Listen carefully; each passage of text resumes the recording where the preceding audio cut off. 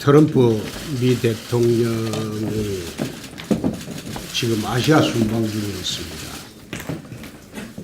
어제 일본 순방을 하는 과정에서 백악관 관리가 이런 말을 했습니다. 북핵은 체제 보장용이 아니라 체제 전환용이다. 그 말은 적화 통일용이라는 그런 뜻입니다. 북핵이 적화 통일용이라고 백악관이 사실상 규정을 지은 것은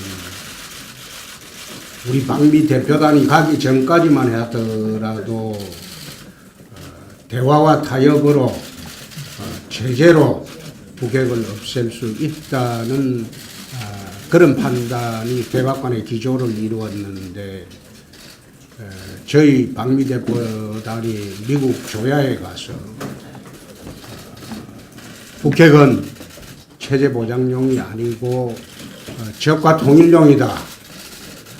그렇게 설득을 한 결과라고 봅니다. 결국 북핵이 체제 보장용이라는 주장은 문재인 정부만 하고 있는 그런 주장에 불과합니다. 트럼프 대통령이 한국을 방문하고 난 뒤에 또 문재인 대통령께서 에이펙 회담을 하게 됩니다. 중국과도 회담을 하게 됩니다. 한미 정상회담 이후에 한중 회담을 하고 나면 문재인 대통령께서 5천만 국민이 핵인질이 되고 있는 이런 상태를 벗어나기 위한 로드맵을 국민들에게 발표를 해 주시기 바랍니다. 줄곧 우리 방미 전까지 북핵 로드맵을 밝혀달라고 요청을 했으나 여태 침묵을 하고 있습니다. 오늘이 세 번째입니다. 대한민국 5천만 국민의 생명과 재산을 책임진 대통령이라면 마땅히 국민 앞에서 앞으로 북핵 문제를 어떤 방식으로 풀어서 5천만 국민의 생명과 재산을 책임지겠다는 발표를 반드시 해야 됩니다. 그렇지 않고 또다시 뭉개고 친북 일변도로 북핵 문제를 끌고 갈 때는 대한민국 국민들이 격렬하게 저항을 할 수 있음을 경고합니다. 지난 최고회의에서 박근혜 전 대통령의 제명 처리에 대해서 저는 조금 유감의 말씀을 먼저 좀 드리지 않을 수 없습니다. 물론 당 대표께서 당을 운영하면서 또 숙고 끝에 결정하겠다는 말씀은 하셨지만 저는 그래도 우리가 집단적 지혜와 총의를 모아서 모든 문제를 해결해 나가야 된다 이렇게 생각을 합니다. 소위 일방적 강행 처리 이런 표현은 이제 우리 당에서 지향해야 될 우리 운영 방식이 아닌가 이렇게 생각을 합니다. 물론 그 당규상에 열흘까지 탈당 신고서를 제출하지 않으면 여기서 말하는 위원회는 운영위원회, 윤리위원회겠죠. 윤리위원회를 거치지 아니하고 징계 처분한다 이렇게 되어 있습니다. 징계 처분의 주체에 대해서 당대표께서는 대표가 하는 것이다 이렇게 말씀을 하시지만 저는 이것은 다시 그 최고위의 의결을 거쳐야 된다. 제명은 징계처분을 거쳐야 된다. 이런 좀 이견이 있었습니다. 이것이 조금 더 조정이 되고 총의가 같이 좀 모아졌으면 좋았었다. 이런 말씀을 드립니다. 제가 그날 그 말씀을 할 때 표결을 거치서는 이건 안 된다. 이건 표결에 따라서 어떤 것이 나오든 이것이 결코 좋은 모양새가 아니다. 이렇게 말씀을 드렸습니다. 저는 표결을 원하지 않았지 우리 최고위의 총의가 모아지기를 사실 그날 기대를 했던 것입니다. 하여튼 제가 지금 말씀드리고 싶은 것은 우리가 당대표께서 우리 당을 운영하는 여러 가지 공간을 확보해 드리는 것은 저는 좋다고 하지만 우리가 당규라든지 또는 조금 더 집단적 총의를 모아가는 지혜가 우리 당의 앞으로 운영 방식이 그런 형식으로 됐으면 좋겠다 하는 말씀을 드립니다. 한 가지 그냥 제가 공개적으로 이제 말씀드리지만 우리 대변인께서도 백풀 하실 때 공정하고 또 사실대로 백풀을 해주실 것을 제가 다시 한번 당부드리고 지켜보겠다는 말씀드립니다. 우리 원내와 관련해서 말씀을 좀 드리겠습니다. 오늘 10시부터 국회 운영위원회에서 청와대에 대한 국정감사가 실시될 예정입니다. 이번 운영위원회를 끝으로 이제 국정감사는 완전히 끝이 납니다. 그만큼 이번에 운영위원회는 저희들이 그동안 이른바 무심 국감이라고 했던 무능하고 또 심판을 해야 될 국감의 끝장판이다. 이렇게 저는 판단을 합니다. 특히 안보 무능, 또 인사 무능, 또 경제 무능에 대한 오늘 질의가 계속될 것이고 또 정책적으로는 소위 좌파 파퓰리즘 정책을 하는 퍼주기 정책 또 졸속으로 시행하는 이런 졸속 정책들에 대한 비판 또 원조적폐라는 것을 내세워서 정치 보복화하는 이런 정치 행태 또 최근에 있었던 흥지로 납북 7일 의혹에 대해서도 오늘 많은 규명이 있을 거다 이렇게 저는 생각을 합니다. 이 점에 대해서 분명히 좀 하고 싶은 것은 이번에 지금 6개월이 지나도록 제대로 초대 내각조차 구성하지 못하는 인사 참사, 인사 무능에 대해서 그 문제를 국민들에게 소상히 밝히고 또 진상 규명에 책임을 갖고 있는 조국 민정수석이 오늘 반드시 출석해야 된다는 점을 다시 한번 강조합니다. 만약 정이 못 나온다면 저희들이 청와대 현장 국감까지도 하겠다는 말씀을 드립니다. 시간이 없어서 또 청와대를 비울 수 없어서 그렇다고 한다면 현장 국감까지도 저희들이 감안을 하고 있다는 말씀을 드립니다. 또 지난번에 덩이 그렇다고 한다면 비서실장과 민정수석의 국감 착석의 시간을 교체해 줄 수도 있다는 말씀까지도 드렸는데 이런데도 민정수석이 나오지 않는다는 것은 이것은 국회 멸시, 국민 멸시로 볼 수밖에 없다 하는 점을 분명히 밝힙니다. 홍정학 후보자에 대해서 다시 한번 좀 말씀드리겠습니다. 홍정학 후보자는 저희들이 여러 번 얘기한 것처럼 내로남불의 결정체, 또 위선의 극치, 또 언행 불일치의 챔피언이라는 이런 닉네임까지 붙게 됐습니다. 이제 이 문제에 대해서 지분 쪼개기, 격세 증여, 또 토지는 증여하고 건물은 매입하는 이런 형태, 또 불과 중학생도 안 되는 지금은 중학생이 됐습니다마는 중학생도 안 되는 딸과 어머니가 금전 대차 계약을 맺는 그래서 수억 원대의 세금을 감액하는 이런 도덕성을 가진 분이 저는 장관이 돼서는 안 된다는 점을 다시 한번 분명히 말씀드립니다. 다시 말하면 절대 부적격자의 장관 후보자다 하는 점을 명백히 밝힙니다. 이것이 만약에 대통령께서 이러한됨에도 불구하고 이번 초대 내각의 마지막 인선으로 밀릴 수 없다는 문재인 대통령의 오기라고 한다면 이 문제는 대단히 심각한 문제로 비화될 수 있다는 점을 지적을 합니다. 지금 일부 언론 보도에 의하면 이 가족의 재산에 관련된 자료를 또 거부하고 있다는 보도까지 나오고 있어서 며칠만 버티면 된다는 소위 홍정학 후보자의 버티기 작전이라고 한다면 이것도 자유한국당으로서는 좌시할 수 없다는 점을 다시 한번 분명히 밝힙니다.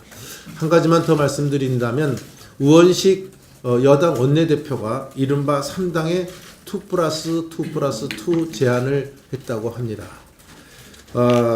그 정기국회 공약 추진을 위해서 자유한국당을 제외한 국민의당과 바른정당 등 원내 3당의 정책위 의장과 원내 수석 부대표가 참석하는 이 2+2+2 연석회의를 제안했다고 합니다. 저는 여당의 근본 이 국회에 임하는 자세, 또 대통령이 처음에 말씀하셨던 협치의 기본의 정신이 무엇인지를 망각하는 여당 대표의 한심함을 제가 표현하지 않을 수 없습니다. 제가 여태까지 카운터파트로서 우원식 대표를 공식 석상에서 언급한 적이 없습니다. 하지만 요번에 이 제안을 했다는 말씀을 듣고 과연 앞으로 제1야당과를 배제하고 국회를 운영해 나가겠다 하는 이런 기본 자세에 대해서 제가 언급을 하지 않을 수 없다는 점을 분명히 다시 한번 말씀드립니다. 저는 이것은 소위 뜨거운 얼음 또는 검은 백조와 같은 형용할 수 있는 정말 협치와 제1야당의 생각을 다시 한번 여당 대표가 심각하게 해주시길 바라고, 정말 제1야당을 배제하고 이 국회를 운영할 수 있겠다 하는 그런 자신감에서 얘기를 한 것인지 어떤 딴 생각에서 한 것인지 분명히 입장을 밝히고 제대로 된 협치와 여당 원내대표로서의 자세를 갖추기를 바랍니다. 이상입니다. 내일은 문재인 대통령과 트럼프, 8일은 트럼프와 시진핑, 또 10일은 우리 문재인 대통령과 시진핑 회담이 열리는 이번 주가 한반도에 큰 변화가 일어나는 방향타가 될 거로 생각합니다. 여러 가지 이야기가 많습니다만은 일본엔 48시간, 중국엔 45시간, 우리는 25시간밖에 안 된다 이렇게 이야기하고, 또 트럼프 순방을 취재하는 주요 언론 기자들이 일본에 왔다 우리는 안 오고 바로 중국으로 간다는 그런 얘기를 좀 많이 하는데, 그것보다 더 중요한 것은 우리가 어떤 자세를 취하고 어떻게 적극적으로 하느냐, 이게 중요하다고 생각합니다. 이때 좌파 단체들이 민노총, 민변, 한국진보회는 220개의 단체로 이룬 노 트럼프 공동행동을 만들어서 국회, 청와대 등 트럼프 대통령을 따라다니면서 반미 집회를 열겠다는 것은 굉장히 우려스럽습니다. 이것을 미국에 알려지고 하면은 미국 사회가 커다란 충격으로 다가올 것으로 생각합니다. 정부에서는 적극적으로 대처해서 이런 시위들이 과격하게 또 불상사가 일어나지 않도록 대처해 주시기 바랍니다. 네, 7일 트럼프 미 대통령이 방한을 하게 됩니다. 문재인 정부의 미중 균형 외교는 노무현 정부 당시 실패했던 동북아 균형 자론의 판박이로, 이는 잘못된 역사 인식과 상황 인식에 기인을 합니다. 광해군 당시는 말 그대로 동북아 권력이 명에서 청으로 교체되던 시기였습니다. 실제로 병자호란 후 10년도 안 되어 명은 멸망을 하였습니다. 하지만 지금은 중국의 북상에도 불구하고 미국이 여전히 제1강대국임을 무시하거나 의심할 수는 없습니다. 더구나 미국과 굳건하게 맺어온 한미 동맹의 손을 슬며시 놓아서는 절대 안 됩니다. 문 정부가 왜곡된 역사 인식과 상황 판단으로 잘못된 외교 정책을 추진하게 된다면 광해군이 권자에서 쫓겨나던 그 역사적 전철을 또 밟게 되지 않을까 국민의 한 사람으로서 매우 걱정이 됩니다. 이상입니다. 독단적으로 박근혜 전 대통령의 제명을 결정한 것은 원천무효입니다. 최고위원들이 홍 대표에게 제명 결정을 위임한 적도 없고, 홍 대표가 직권으로 제명을 결정할 권한은 당헌 당규 어디에도 1.1핵도 없습니다. 이번 결정은 박근혜 출당로위에 없는 규정도 만들어 적용했기에 출박, 설규나 다름없습니다. 홍 대표가 결정한 방식이라면 서청환, 최경환 의원의 경우도 의총 승인 없이 당대표가 직권으로 제명시킬 수 있다는 논리 아닙니까? 더구나 다른 정당과의 통합도 아니고 고작 당을 등지고 나왔던 의원 몇 명을 영입하고자 이런 경광포회식 당 운영을 하고 있다는 건 큰 문제입니다.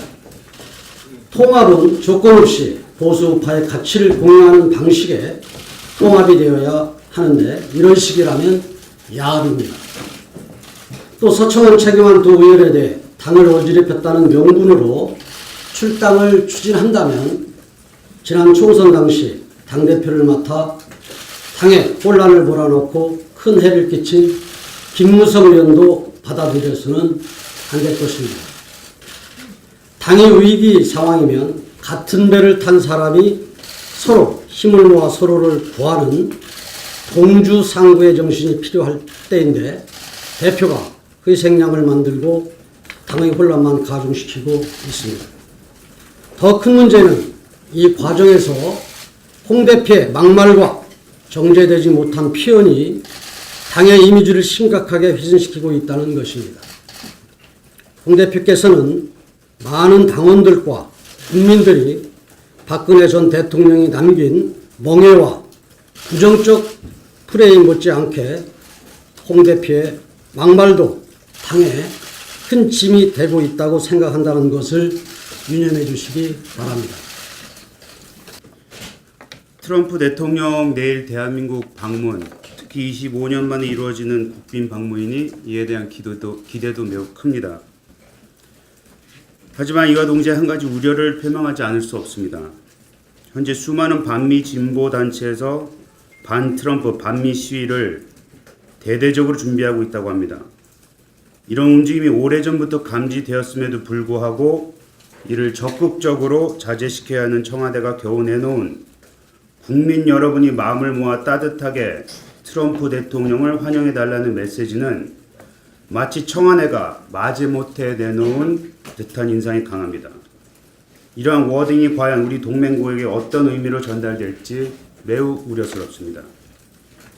혹시나 트럼프 대통령이 신변의 위협을 느껴 미군 기지나 항공모함에서 숙박을 하게 된다면 이것은 곧 국제망신이자 한미 간 신뢰에 심각한 균열이 있다는 것을 보이게 될 것입니다. 청와대와 정부는 조금 더 적극적으로 반트럼프 반미 시위 운동을 멈추게 할 것을 강력하게 촉구하는 바입니다. 국민 여러분들께 한 말씀 드리겠습니다. 저는 젊은 나이에 60항쟁에 참여한 정치인의 한 사람입니다. 30여 년이 지나고 난 다음에 우리 우파가 심각한 전략적 오류를 범했다라고 하는 사실을 문재인 정권 출범 이후에 저는 심각히 깨닫기 시작을 했습니다. 우리는 군사 독재 정권을 종식시키고 국민들에게 정부 선택권만 돌려주면 이 나라는 자유민주주의를 기반으로 해서 번영된 나라로 잘 갈 것이다 이렇게 생각을 했습니다. 그런데 30여 년이 지나고 난 다음 저는 이것이 전략적 오류였음을 저는 오늘 국민 여러분들께 자인하고자 합니다. 지금 이 나라는 주사파가 나라를 끌어가고 있습니다. 주사파는 김일성 주체 사상파들입니다. 김일성 주체 사상파들은 3대 전략 실천 노선을 갖고 있습니다. 첫째가 반미자주화, 두 번째가 반파쇼 민주화, 세 번째가 조국의 자주적 평화 통일, 이렇게 3대 전략 노선을 갖고 있습니다. 김일성 주석이 죽기 전에 1980년도를 기점으로 한 말을 저는 지금도 생생히 기억하고 있습니다. 이제 우리 쪽 젊은 친구들 노동 현장에만 투입하지 말고 문화예술계, 노동계, 법조계, 정치계 두루두루 집어넣어라. 그람시의 진지전을 교시한 겁니다. 사법교실을 하고 교육교실을 하고 정치교실을 했습니다. 이 나라 지금 정교조의 핵심 노선자들은 전부 다가 이와 같은 주사파들입니다. 그들은 정교조에 가입한 일반 성향의 교사들을 전체 다를 세뇌시키고 있습니다. 민노총에 가입한 노동운동의 순수한 생각을 갖고 있는 노동자들을 이들은 주사파 정신을 가지고 지금 현재 세뇌시키고 있습니다. 그리고 그들은 점차 이런 노선들을 확대해 나가고 있습니다.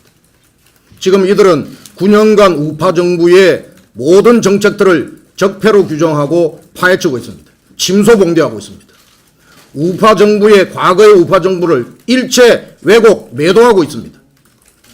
대선에 좌파를 지지한 중도 보수 그리고 우리의 애국 시민 보수들을 차단하는 전략입니다. 자유한국당을 낡고 무능한 부패 정당으로 적폐 동조 세력으로 지금 현재 국민께 각인하고 있습니다. 내년 6월 선거 승리를 위한 모색입니다. 이들은 1년에 이 모든 과정들을 거쳐서 한미동맹을 해체하고 주한미군 철수시키고 민족 자주정부라는 위명하에 친북 용공정부를 세우고 그리고 종래는 남북 연방제로 가서 이 한반도의 자유대한민국을 말살시키려고 하는 전략인 것입니다. 저는 오늘 국민께 이 말씀을 드리면서 앞으로 문재인 정부 내에 주사파가 자유대한민국을 말살시키려고 하는 일체 행위에 대해서 오늘 체제 전쟁을 선포한다 이런 말씀을 드리겠습니다.